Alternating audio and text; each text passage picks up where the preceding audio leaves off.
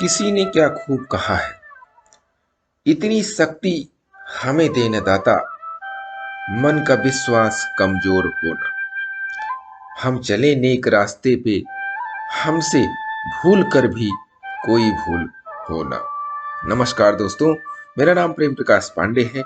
आज अपने चैनल पर एक नई बेहतरीन प्रेरणादायक कहानी लेकर के आया हूं। आज की कहानी से हम सीखेंगे या जानेंगे कि स्वर्ग कौन जाता है, क्या करें कि हमारे लिए भी स्वर्ग का मार्ग खुल जाए। तो चलिए, चैनल को सब्सक्राइब नहीं किया है, सब्सक्राइब कर लीजिए और सुनते हैं आज की कहानी, जिसका शीर्षक है स्वर्ग का मार्ग।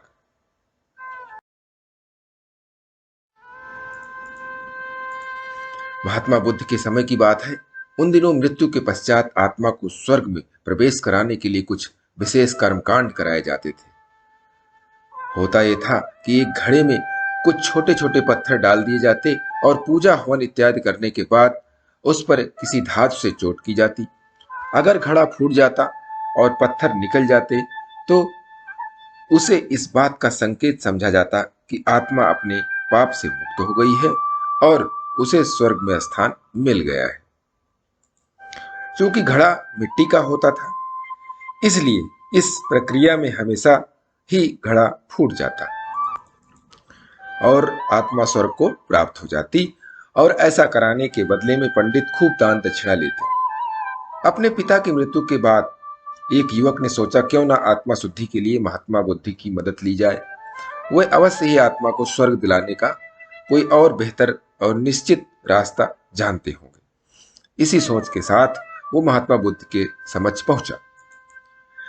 हे महात्मन, मेरे पिताजी नहीं रहे, कृपया आप कोई ऐसा उपाय बताएं या सुनिश्चित हो सके कि उनकी आत्मा को स्वर्ग में ही स्थान मिले। युवक बोला।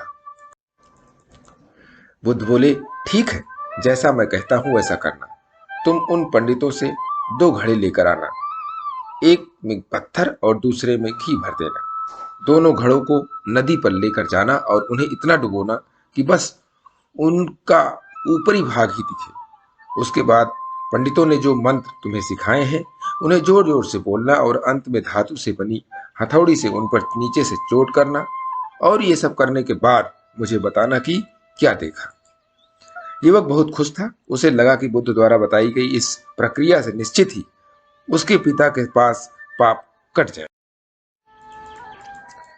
और उनकी आत्मा को स्वर्ग की प्राप्ति होगी। अगले दिन युवक ने ठीक वैसा ही किया। सब करने के बाद वह बुद्ध के समक्ष उपस्थित हुआ। आओ पुत्र, बताओ तुमने क्या देखा, बुद्ध ने पूछा।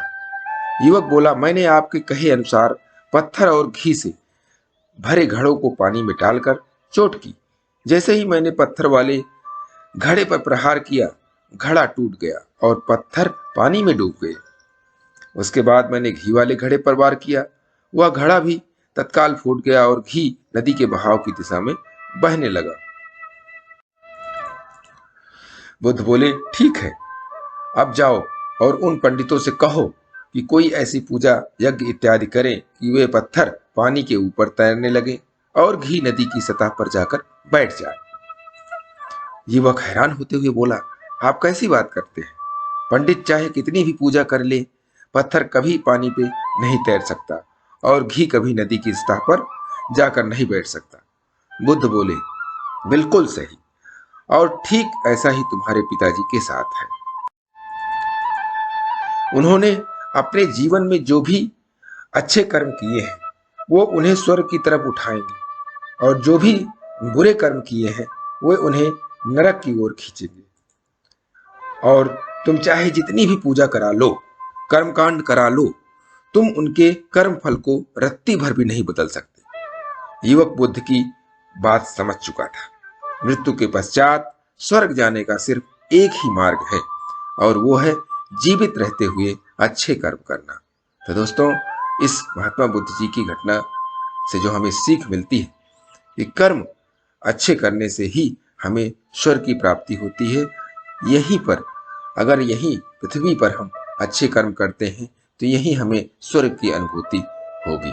और इसके लिए प्रतिदिन सुबह 5:30 बजे एक नई कहानी, एक नई उमंग से करें दिन की शुरुआत।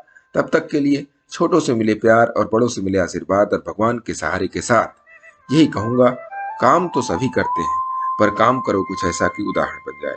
ये छोटी सी स्टोरी आपको अच्छी लगी तो लाइक कीजिए, शेयर कीजिए अपने इष्ट मित्रों में भी, और कमेंट जरूर करिए। और चैनल को अभी तक सब्सक्राइब नहीं किया है, सब्सक्राइब कर लीजिए, और नई नई बेहतरीन मोटिवेशनल स्टोरी प्रत्येक सुबह आपको मिलती रहे, इसके लिए प्रेस बेल आइकन।